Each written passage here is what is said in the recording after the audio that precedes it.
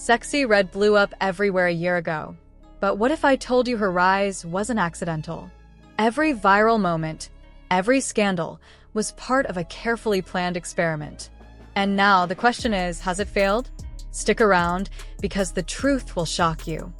Just over a year ago, Sexyy Red burst onto the scene as one of the hottest new female rappers in the industry.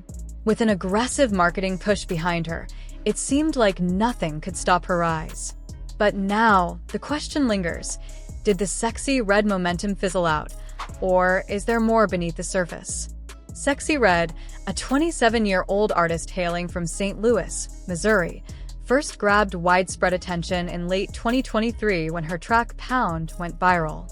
That breakout hit led to a high-profile remix with Nicki Minaj, and soon after, she landed a feature on Drake's album. At that point, her trajectory appeared unstoppable. Her music was ubiquitous, her name trended relentlessly, and she quickly became the poster child for a bold, unapologetic brand of female rap. Raw, fierce, and in your face. Yet, amid the hype, cracks began to show. Early on, signs of what some might call dysfunctional behavior emerged, a topic I explored in my 30-minute documentary last year, the dysfunction of Sexyy Red. One incident, in particular, caught widespread attention: the teacher controversy in November 2023.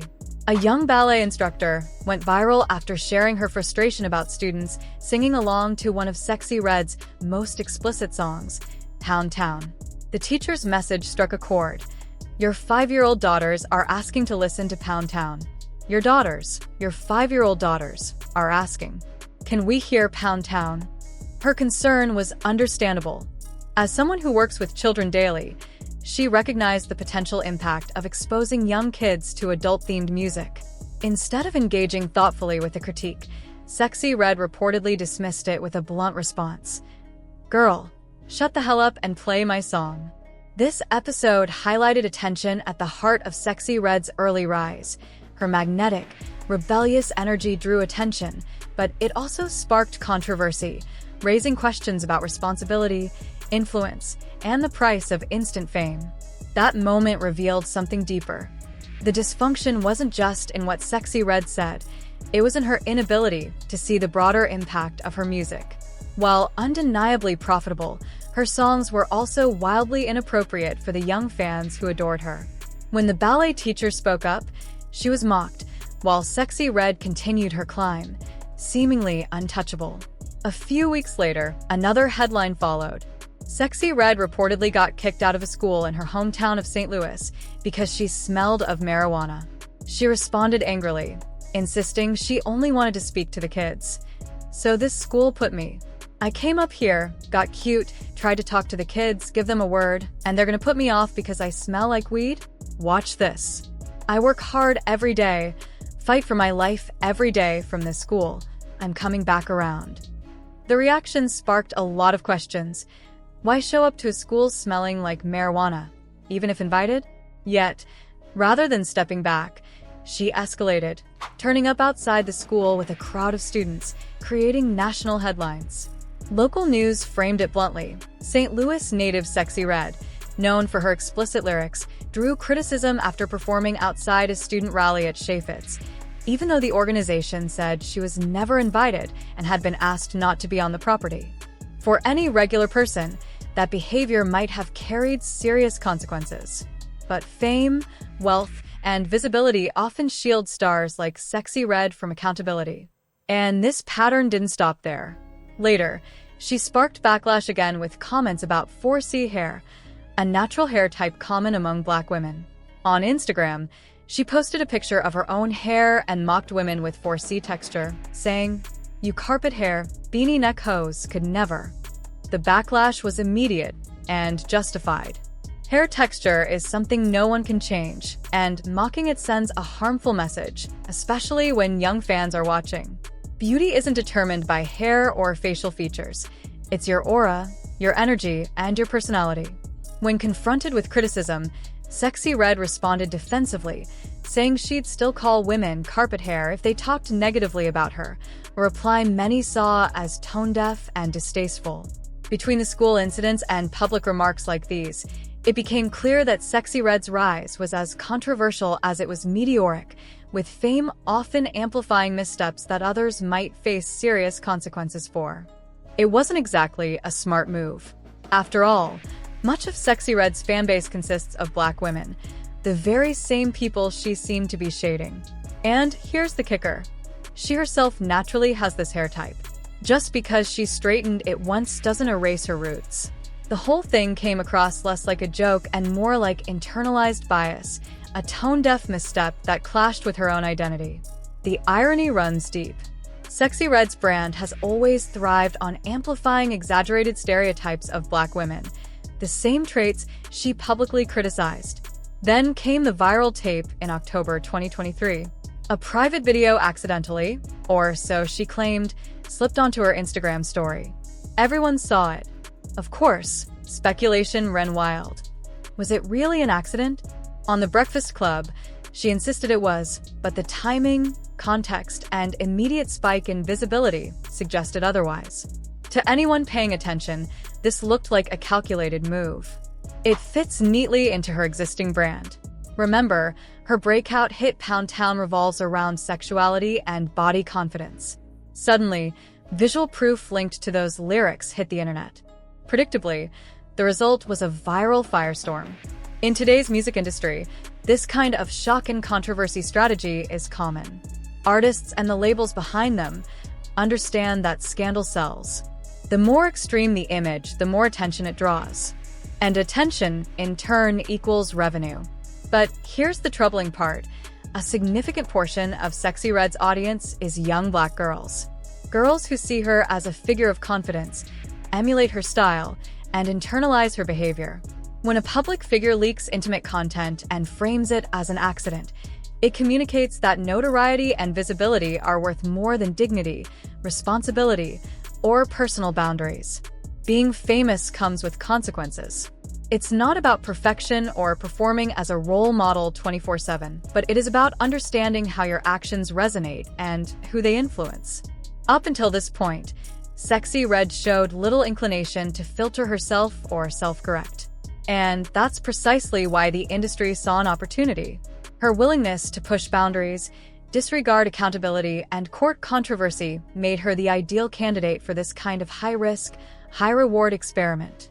Before Sexyy Red was handpicked for this meteoric rise, the labels knew exactly what they were getting.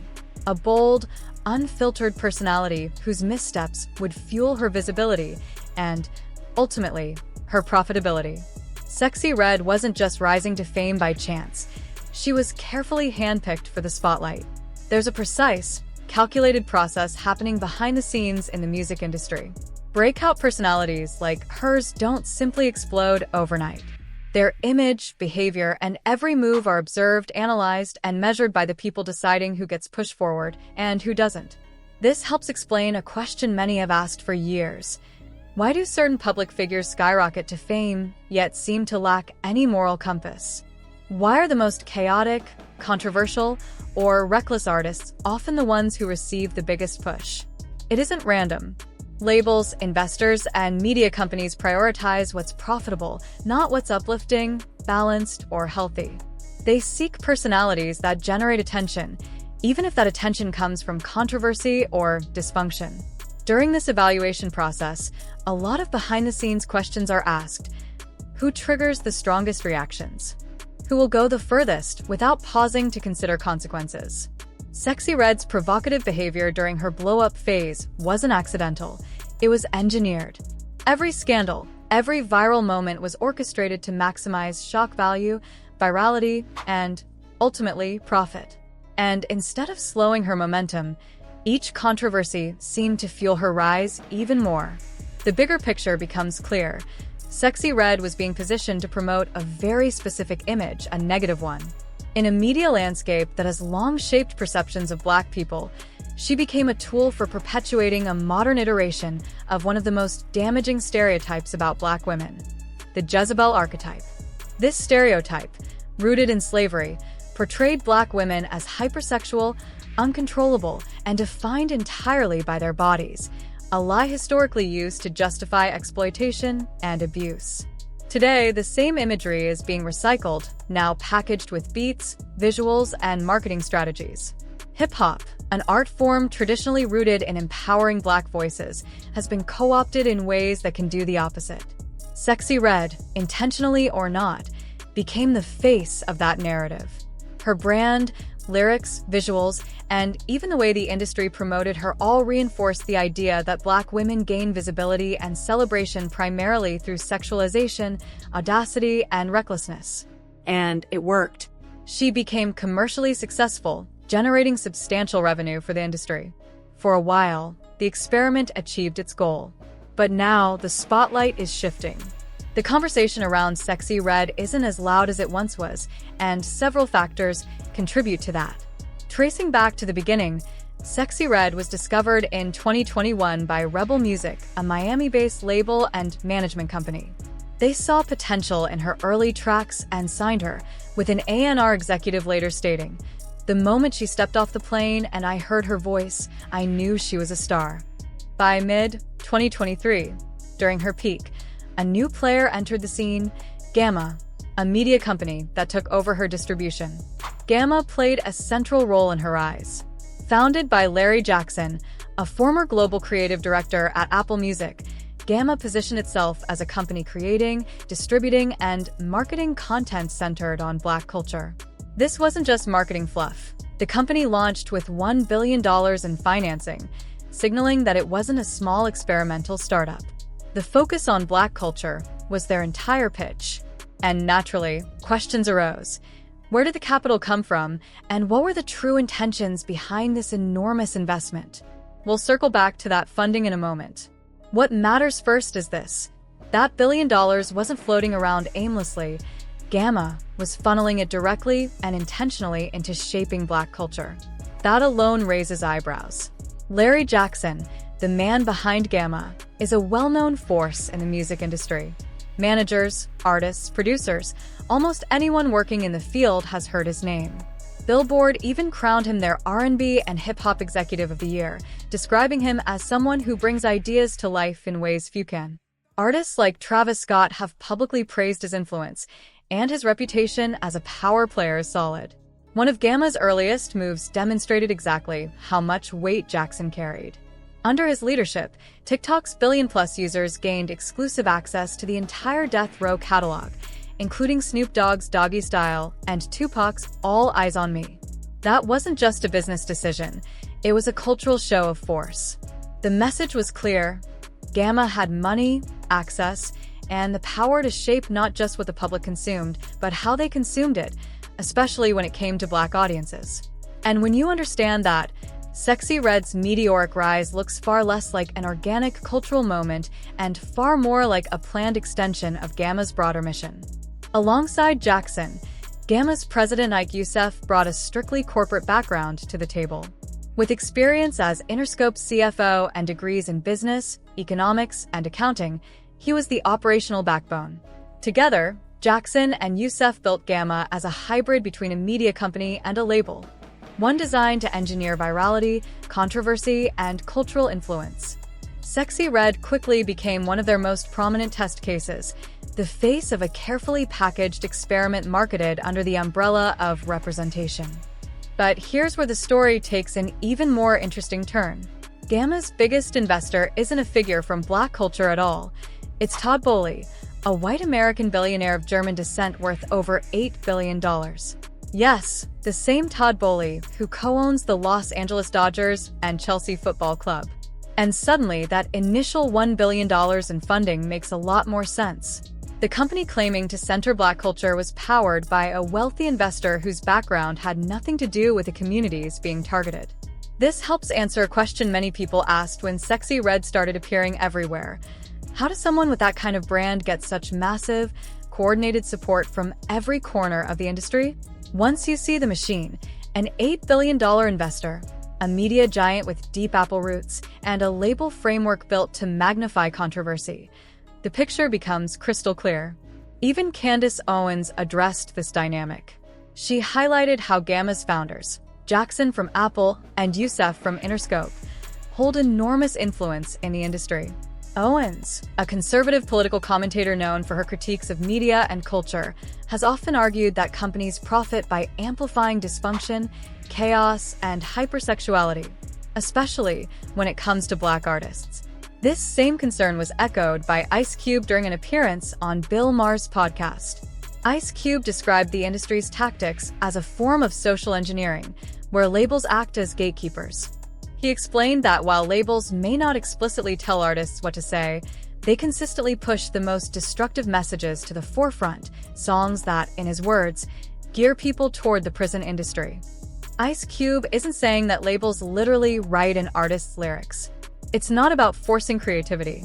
It's about acting as the gatekeepers, the guardrails, that determine which songs make it to the public and which ones get filtered out.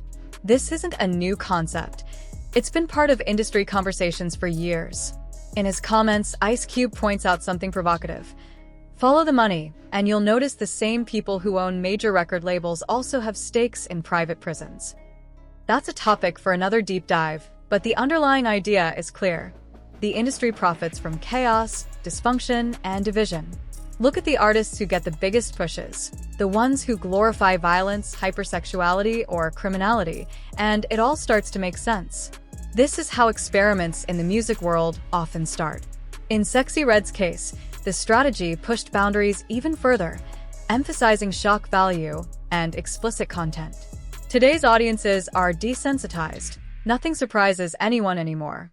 To stand out, you need extremes. Louder, wilder, more provocative than the last person. Sexyy Red fit that mold perfectly. The public reacts strongly to extremes. Outrageous, polarizing, or wild behavior commands attention instantly. And in a system where attention equals profit, labels test the limits deliberately. Artists become experiments. The industry amplifies the most controversial ones, observes how audiences respond, tracks viral engagement, and then doubles down or moves on. That's exactly what happened with Sexyy Red. She was a test subject for measuring tolerance for dysfunction, explicitness, and chaos, all wrapped up as authenticity. But now, things are shifting. Sexyy Red isn't getting the same marketing push she once did, and to understand why, we have to zoom out to look at the bigger picture of rap and the music industry. A recent Billboard report showed that, for the first time since the 1990s, no rap song cracked the Hot 100's top 40. Rap's market share has been slipping for years. Labels are investing less, and newer sounds aren't connecting as they once did.